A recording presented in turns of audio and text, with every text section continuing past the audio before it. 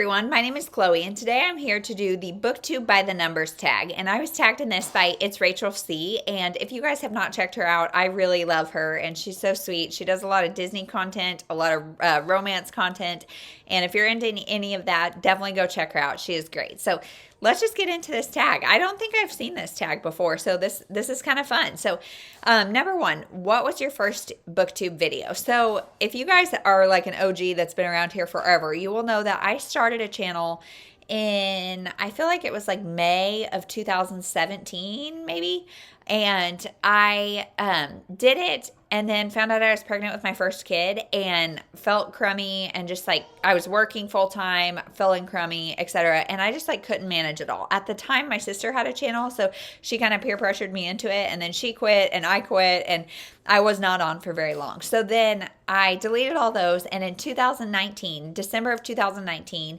I came back. And so my first video was like a hi, I'm back / like weekly reads video in 2019. And all of you guys who like watched BookTube or were on BookTube before 2020, I feel like BookTube was a totally different thing than it is now. And like weekly reads were a lot bigger than they are now. And that's what I did. And I feel like those first videos are super cringy, like super awkward, super cringy, except that like I was way more put together than I ever am now. I had one kid that was like almost 2, and that was it. And yeah, I guess I was pregnant with my second at that time too. So I don't know. I just like was way more put together at that time than I am now. Lighting and all that has probably not improved that much, but my background has changed a lot, and hopefully I've become a little more comfortable in what I'm doing, but so it goes. So yeah, that was December 14th of 2019. So I have been on BookTube a couple years now. Number two, how many books are you currently reading? So I did not bring any of them down here, so I'll insert pictures, but I'm reading 3. I'm reading When Stars Are Scattered by Victoria Jameson and OMAR MOHAMED. And this is a really great graphic novel that one of you guys actually recommended to me about refugees. It is a memoir of Omar Mohammed and his experience in refugee camps after the war in Somalia. He was in a refugee camp with his little brother, and I'm loving it so far. So good. Then I'm also reading All Roads Lead Here by Mariana Zapata, and I'm reading that for a secret video, so I'm not going to talk a lot about it, but it's my first Mariana Zapata, and so far so good. And then I'm also reading Karen's Worst Day by Ann and Martin. This is number 3 in the Little Sisters series, and I'm reading that one with my daughter. So I've got my physical read is the graphic novel. All Roads Lead Here is on Kindle Unlimited, so I'm reading that mostly through ebook, although I do have a physical copy as well, so I'm doing a little bit of that, but mostly ebook, and then my read with my daughter. So 3 things. What were the top 3, question number 3, what were the top 3 books you read last year? So I will link the videos from last year because I cannot pick a top 3 to save my life. I can't even pick a top 3 within a genre. So I have my top favorite romance women's fiction. Then I have another video for mystery thrillers, another video for middle grade, another one for young adult, and another one for nonfiction. So you will get to see all of my favorites from last year. I'll link those down below. So how many books did you read last year? This is part of why I struggle to find favorites, is because I read 301 books last year. I don't know how the and 1 happened, but I don't know. That's according to Goodreads. Number 5, how many 5-star books have you rated this year? And so the answer was 15, which shocked me because I don't normally rate books 5 stars.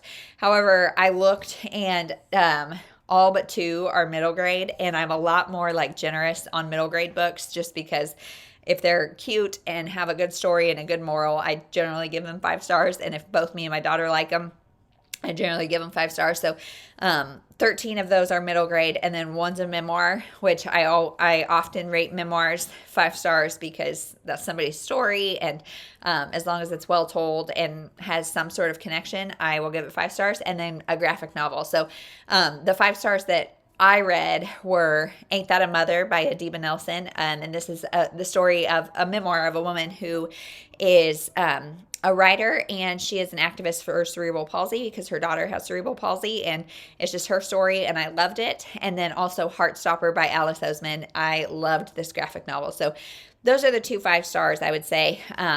I also had 2 4.5 stars, which for me are like almost perfect. And that was The Unplanned Life of Josie Hale by Stephanie EDING, I believe. And that one's about this woman who is pregnant, and her husband just split up, and she runs into 2 guys she went to high school with, and they are all just trying to figure out life together. So they're like, hey, we live together. You can be our 3rd roommate. It'll make everything cheaper, and we can kind of work together to get our lives together. And she's living with her mom, and so she's like, all right, cool. And the 3 of them figure themselves out together. She does have a romance with the one that she had a crush on in high school, and there's lots of reasons their paths missed each other, and it's just so cute. And I loved the found family element. It's got a strong foodie element. It was so good. It just lacked something that made it a 5-star. The other one is Saving Noah by Lucinda Berry. This one was like painful, but so good. It's about the mother of a young man who was convicted of molesting little girls that he was teaching swim lessons to, I believe. And it's his time after he's out of jail and what you do as a mother for your kids. And it was so good. So emotional, but so good. So those I'm kind of counting as 5 stars. Next is number 6. Do you have a reading target for this year, and are you on track? Yes. So my goal is 200 books. This year, I've got a 4-year-old, a 2-year-old, and I will have another baby in October. So I don't know exactly what this year is going to look like. 200 always feels doable to me. Last year was a really good reading year at 300, and so I set it at 200. But as of today, I'm at 158, and so I'm 58 books ahead of schedule because it's July 3rd, so we're almost halfway through the year, and I'm 58 books ahead of schedule. Number 7, how many pages long is the book you're reading now? So When Stars Are Scattered is 256. All Roads Lead Here is 572. Mariana Zapata does not joke. Those are some thick books. And Karen's Worst Day is 95. So we've got 2 shorts and a long. So I'm hoping to finish When Stars Are Scattered maybe today. And Karen's Worst Day maybe today or tomorrow, depending on how much reading time my daughter and I get. And then All Roads Lead Here hopefully by the end of the weekend, because today is Sunday, July 3rd. Tomorrow we have 4th of July, so hopefully today and tomorrow I can finish it. We'll see. How long are your videos? So my videos are all over the place. If you guys have been watching a while, or if you have dug backwards, I don't know if I'd recommend doing it, but I used to vlog constantly, and I love doing that. I love looking back on those for myself, and I just love like that interaction and being able to update you guys kind of in real time on what I'm reading.